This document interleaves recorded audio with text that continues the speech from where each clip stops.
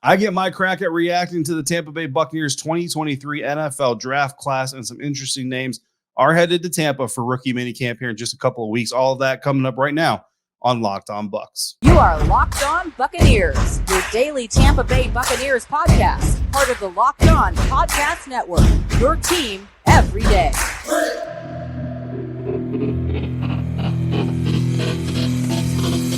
What's up, Bucs Nation? Welcome to today's episode of Locked On Bucs, part of the Locked On Podcast Network, your team every day. This is your daily podcast covering the Tampa Bay Buccaneers, so please subscribe or follow for free. Subscribe, whatever it has to do, on YouTube or on your favorite podcast platform of choice, and you'll always get the latest episodes when they drop, just like you got all the bonus content dropping this weekend during the NFL draft. A big thank you to my partner in crime, co-host James Yarcho, who was a little under the weather, as you can probably tell, but still soldiered through and got the job done while I was in Ashburn in person covering the Washington Commanders draft process. I am David Harrison, credential member of the media covering your Tampa Bay Buccaneers for BucsGameDay.com, part of Sports Illustrated's Fan Nation. You can find James when he's not here at JRCO_Bucs. Also find his work on BucsNation.com, part of SB Nation, and over on Twitter at Locked On Bucs for the show.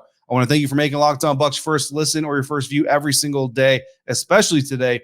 And a special thank you to all the everydayers, again, who are there all draft weekend and continue as we continue our breakdown of this year's draft class. More than a dozen, a lot of players coming through, undrafted free agents, minicamp invites, headed to Tampa here in a couple weekends for rookie minicamp.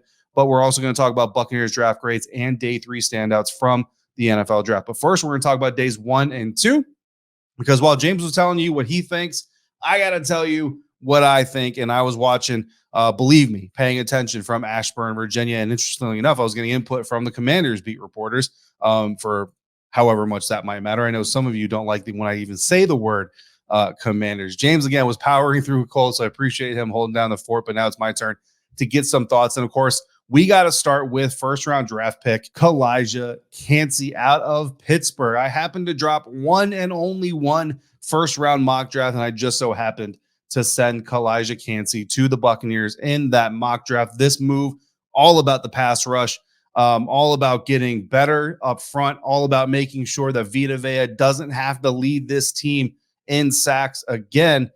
The only thing I would say is that he is coming from an even front defense there in Pittsburgh. So that correlation of scheme from college to the NFL, obviously Todd Bowles and his staff have a plan ready to execute on how they're going to fold Calijah Kancey into this thing. And obviously I wasn't too worried about either because I mocked him to the Buccaneers. But look, really what this boils down to is it's a result of a 2-year search now for improvements in the Buccaneers' organic pass rush. When we talk organic pass rush, we're talking about not having to bring extra defenders, not having to put the safety over the nose or bring a cornerback into the A gap or what have you, even Devin White and Levante David in on extra blitzes. You want your front 7 to get home as much as you can, and typically your off-ball linebackers, that's a little bit of an added spice. So that's a result of this. I'm dead set on it. That's why I mocked Calijah Kancey to the Buccaneers in the first place. I said, you know what, man, we've been talking about this organic pass rush for 2 years now. Vita Vea needs a running mate. He finally has one in Calijah Kancey. Second round, we come back here, and the Buccaneers get themselves Cody Mock, offensive lineman out of North Dakota State. Everydayers, you already know I love Cody Mock. You already know James loves Cody Mock, an absolute mauler who can play guard, can play tackle, but fits best as a guard. That's where we expect him to be. Stood out at the Senior Bowl because he never lost a rep that I watched. I didn't get to watch every rep, okay? I'll admit that, but he never lost a rep while I was watching, and his football IQ is something that stood out as well. Whether he was a tackle, whether he was a guard, you can see him reading the defense, understanding where his teammates were supposed to be, trusting that they were going to be there, and either funneling them appropriately or reacting appropriately to his assignment, not worrying about what everybody else was doing. Football IQ off the charts. Round 3, wrapping up day 2, pick 82, outside linebacker Yaya Diaby out of Louisville. Explosive first step type of guy, solid in run defense, could be a little bit better, but he doesn't lose juice when he's attacking inside.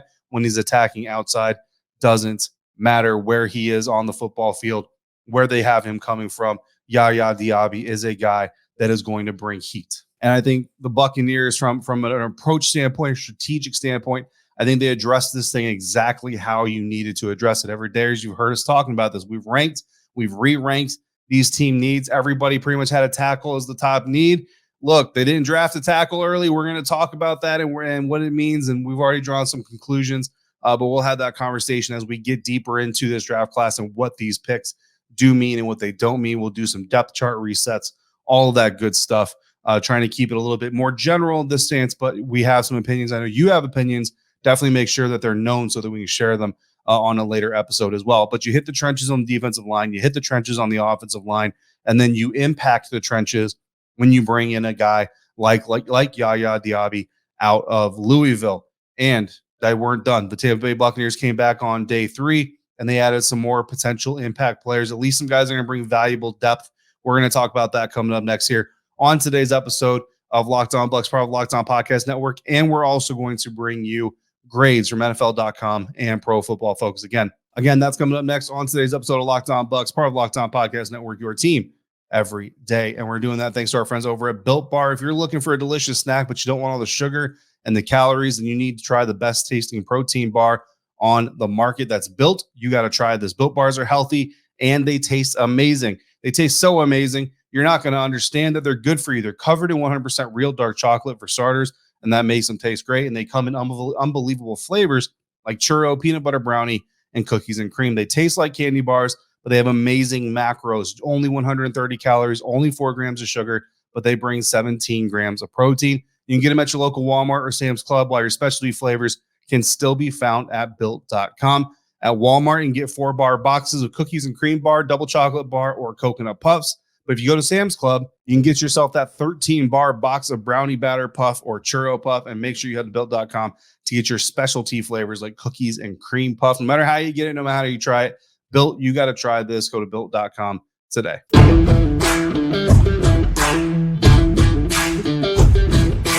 Back here now for today's episode of Locked On Bucs. Thank you again for making this your first listen or your first view of the day. Every day, or stick with us throughout the week. We're going to dive deeper into this class, break them down more by the individual, more by the position group, and go over updated depth charts as we project them heading into OTAs, mini camps, and of course, training camp. But we got to pick up the rest of this year's draft class. We're starting it back up on day 3. The Buccaneers finishing up day 2 with some solid additions, and they start off day 3 with another solid addition, although it took a while for them to start. No 4th-round pick. James Yarcho promised me a 4th-round pick, never delivered on it. Jason Light didn't make good on his promise. So at pick 153 in the 5th round, we see linebacker Servassier Dennis out of Pittsburgh head to the Tampa Bay Buccaneers. And again, every day, as we talked about Servassier on this show, not every day, not on a consistent, constant basis, but we did talk about him, praise some love on the young man. Brugler's number 13 linebacker, again, Dane Brugler of The Athletic. He was ranked the 13th linebacker in the class, according to Brugler. And there's a lot to like here about Dennis. Comes from a military family. There's that discipline aspect of all that, the work ethic, but also Dennis played the money position before playing the Mike position. And in most defenses, money position is kind of a hybrid DB. Sometimes you see a straight up cornerback put in that position, but a lot of times it's a hybrid DB position in a lot of defenses. So you know that versatility is there, that projection to be able to defend against the pass, as well as be a disruptor as an off-ball linebacker is certainly there. Heading back to the 5th round, pick number 171, we get our tight end that we've been talking about all draft season. Tight end Payne Durham out of Purdue, a plus wingspan, good catch radius. He's a hand catcher, doesn't like to let the ball get into his body, and lined up a lot more in the slot at Purdue than he did in line. So you expect him to kind of fill that role with the Tampa Bay Buccaneers as well. 6th round pick number 181. I know not everybody loved this pick. I'm sure Josh Reynolds was happy with it. Defensive back Josh Hayes out of Kansas State, an attacking style safety, takes solid angles and run pursuit, likes to hit. But I'll be honest with you, I've only watched a little bit of him, but what I've seen, he hits a little high and he gets a little reckless at times. With the Buccaneers are going to need to harness that aggression into intelligent aggression. If they can do that, Josh Hayes, certainly a guy who looks like he's got some aggressive potential for the Tampa Bay Buccaneers. Next 6th round pick might be the most exciting 6th round pick of this entire group. Trey Palmer, when he was drafted by the Buccaneers, there was a lot of excitement on social media, and I don't blame anybody who was excited. 191st overall pick, Trey Palmer out of Nebraska. Dane Brugler's number 13 overall receiver in this class, ran a 4.33 40, among the fastest 40 times at the NFL Scouting Combine. He has return experience. This is a slot guy. So you're talking about like Russell Gage competition potentially. Again, 6th-round pick. So you don't want to expect too much, right? From especially rookie year. But you talk about the projection and the style of play and the traits, and you look at him as maybe a Russell Gage contender, if not right away, maybe at some point down the road. He is a slot receiver who's going to need to avoid Kenny Bell syndrome. There's a little bit of a history there when there's contact or traffic around him, not always the best catcher in those situations. And just so happens, Trey Palmer's coming from Nebraska. Kenny Bell came from Nebraska. Look, I can't make the match any better than that. Certainly a lot of potential upside. We'll see how he reacts to NFL contact. Final 6th-round pick, final pick of the NFL draft for the Tampa Bay Buccaneers. Outside linebacker Jose Ramirez out of Eastern Michigan, 6'2" outside linebacker, number 16th overall in athleticism score among edge defenders at the NFL Scouting Combine. Does struggle a little bit in run defense, but he's known as a high-energy pass rusher, 18.5 sacks in his final 2 years at Eastern Michigan. So a solid class overall. I mean, one of the better draft classes, I think, this year when you look at it on paper. And of course, we're going to like it a little bit because a lot of the projections, if not the players specifically, at least the groups of prioritization kind of match what we all kind of saw going on out here. Now, personally, I don't like to give grades, right? I don't like to say, I will do them. We have done them. We will do them again, I'm sure, in the future. But draft class grades are difficult, right? Because at the end of the day, these teams coming into the NFL draft, they draft guys based off of what they want, what they need, what they see. So really, every draft class is an A. Like, nobody's going to sit here and say, we didn't really want this guy, but we drafted him anyway. You know what I mean? Like, if you draft a guy, it's because you see something in him. You have plenty of options out there. This isn't, a last pick at recess type of situation. Like, you always have additional picks or additional players you can consider. So in that aspect, I don't like grading draft classes because really what I'm telling you when I'm grading a draft class is whether or not they agree with me or whether or not I agree with them. If I give the Buccaneers a D because they should have gone cornerback in the first round because Carlton Davis has too many penalties, that doesn't say anything about what the Buccaneers did. It says what I think or how I agree or disagree with the draft class. So I just don't like doing them. But some people do them. Some people like them. So I'll throw some out there from some established folks. NFL.com's Chad Reuter came through with his NFL draft grades, and he gave the Buccaneers an A. He gave them an A for day 1. He gave them an A for day 2. He gave them an A for day 3. I actually do kind of like how Reuter broke it down by day. Here's what he wrote, quote, Cansey brings versatility, explosiveness, and underrated leverage to the Bucs defensive line. Trading up for Mock to fill in at guard made sense because he can also slide outside if the team needs him there. Diaby's an athletic work in progress who must reach his potential to justify the mid-third round selection. Dennis attacks the backfield and the ball with reckless abandon, as does Ramirez from the edge. Durham is a nice replacement for Cameron Brate, and Palmer gives the team a deep speed option if he's able to clean up his drops. Again, a lot of time that was in traffic or anticipating contact. Reuter finishes up by saying Tampa Bay needs to sign some offensive linemen after the draft, end quote. And certainly the next wave of free agency is about to begin, and we'll see what the Tampa Bay Buccaneers decide to do. What I really like about Reuter's comments about Diaby and kind of that work in progress.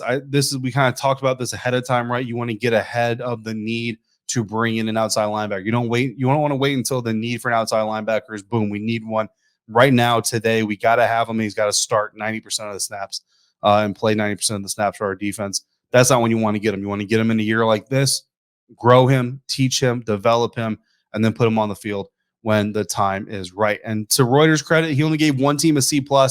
Every other team in the NFL gave a B- or better. And to me, that's the best way to do it. Because again, these guys are getting the players they want. You know what I mean? They're getting. I know a lot of people are kind of down on the Detroit Lions draft class. And honestly, when I look at the Detroit Lions draft class, I'm kind of sitting there going like, what are you doing? But again, that's just me disagreeing with them. They're doing what they're doing in there. It makes sense to them. I would much rather grade classes 3 years later. So if you guys want us to, James and I, we can go 3 years back and we can grade that draft class here on the show later on this week or next week. PFF.com gave the Tampa Bay Buccaneers a B. They point out that Servassier Dennis was elite against the run in 2022, and that Payne Durham had just a 3.4% drop rate, which is a great drop rate. So solid class. Looks like a lot of promising players. Certainly agree with a lot of the moves that they made even if you don't like necessarily all the players they got, agree with the position groups they got. Bummed out for James that none of the Illinois guys landed with the Tampa Bay Buccaneers, unfortunately. And I know that he's not very happy that I got 2 Illinois players in Washington, but I will do my best to cover them with justice. I'm sorry that I brought up Washington. Undrafted free agents are coming in, and so are minicamp invites. We'll go over the names and some notes on each player that we know of right now. That's coming up next on today's episode of Locked On Bucs.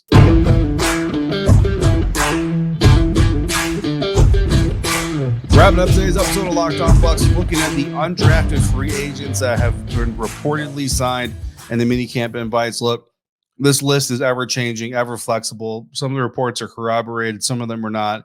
It's hard until we get to the actual minicamp, and bucksgameday.com will have guys on ground there. We can actually get the roster of players that are officially participating. Again, so there may be added names that we don't have right now. There may be names that decide to drop out or they go somewhere else in the meantime. So be a little bit flexible with this. But looking at this, we get 2 quarterbacks. Kalen Wiggins out of Southeastern, quarterback Lindsey Scott out of Incarnate World will be their rookie minicamp. Again, just kind of camp arms. You know what I mean? Don't expect a whole lot from that situation. But the excitement really kind of came in. Running back Sean Tucker out of Syracuse. And this is one of those undrafted free agent deals where Sean Tucker actually got a good amount of money, got a bonus. Like, this is a dude that you expect. Like, he may be a UDFA, but you expect him to compete for a roster spot here. Brugler's number 17 running back on his list, a one-cut style back.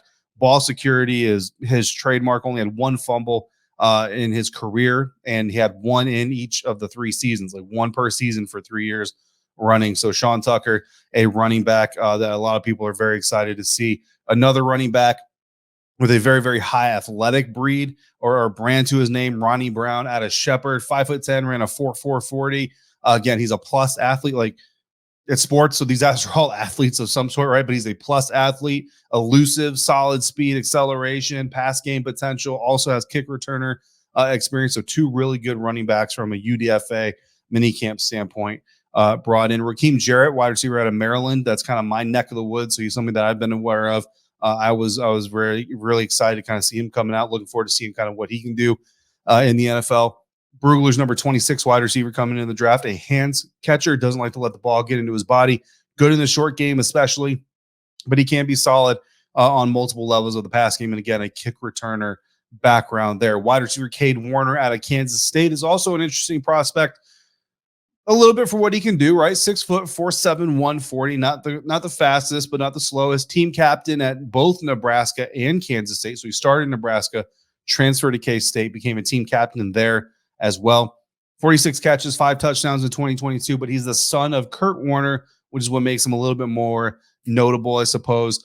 He says he's a slot receiver. That's where he says he feels most comfortable. He wants to operate out of, but he does have experience outside as well. So some interesting guys there. Wide receiver Ryan Miller out of Furman, also reportedly joining the Bucs. Tay Barber out of TCU as well. Tight end Tanner Taula out of Illinois State is on the list. Offensive lineman Eric Douglas out of South Carolina. Chris Murray out of Oklahoma. Silas Danzy out of Virginia Tech. And Luke Haggard out of Indiana. Long snapper Evan Deckers out of Duke. Linebackers Jeremy Banks out of Tennessee. Brandon Bouye Randall out of UConn. And Dwayne Boyles out of USF. Dwayne Boyles, again, USF product, aggressive type of guy, drives when he tackles the ball carrier and set the defense at USF. So that football IQ and leadership is kind of there. DB Keenan Isaac from Alabama State is on the list. Cornerback Derek Pitts Jr. at NC State.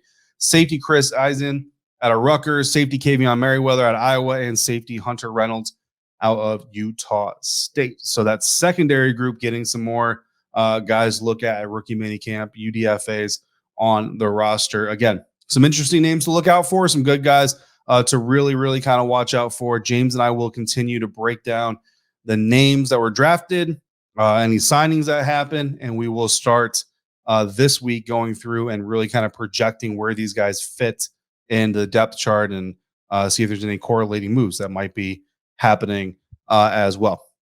Got to get out of this episode, but we can't do it before acknowledging the unfortunate passing of Shaquille Barrett and Jordana Barrett, his wife's 2-year-old daughter. That happened on Sunday. there's no words to say there, guys, and this is an analysis show. There's no analysis. This is the human part of things. We've had Shaquille on this show, talked to him in the locker room several times, talked to him at training camp before, just the nicest dude ever. And, as we're both fathers, a lot of you are parents, you know what I mean? We have children.